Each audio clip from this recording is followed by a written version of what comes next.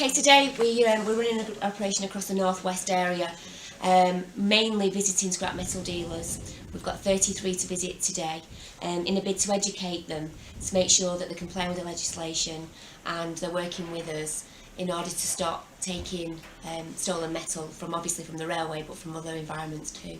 That is 2-core cable, and as you can see from the striation marks on it, it's had a steel wired armour around the outside of it. And on the outside of the steel wired armour, when that's on, it would have another form of cable on the outside.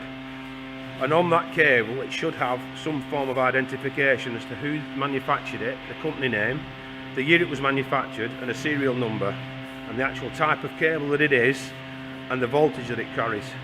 If we're not missing any 2-core cable at this moment in time from this particular area, it wouldn't draw much attention to us. But that is a power cable that's predominantly used in all sorts of industries, not just the rail industry.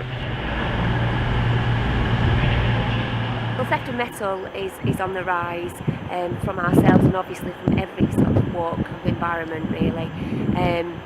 We're suffering through theft of cable from the railway, which obviously stops the train running and stops people getting from A to B, puts the prices on tickets for you and I to travel.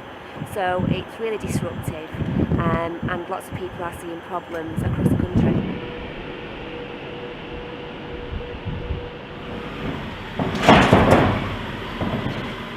We don't just look for our industry, which is network rail cable. We're out here to look for our colleagues and the multi-agency approach of assisting BT and the utilities companies, and we are familiar with their types of cable as well as ours.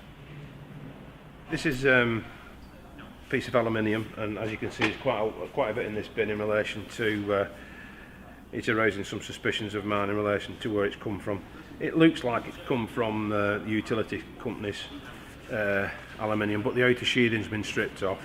There's no outside identifying marks on it, but I will present a couple of questions to the scrap man just to see where it's actually come from and the legitimacy of it. We're hoping really to work with the scrap metal dealers. We don't want to work against them, we want to work with them to educate them in what they can do to try and make sure that what they're actually buying is not stolen. Because at the end of the day, if they're buying stolen metal, we want to bring them to justice.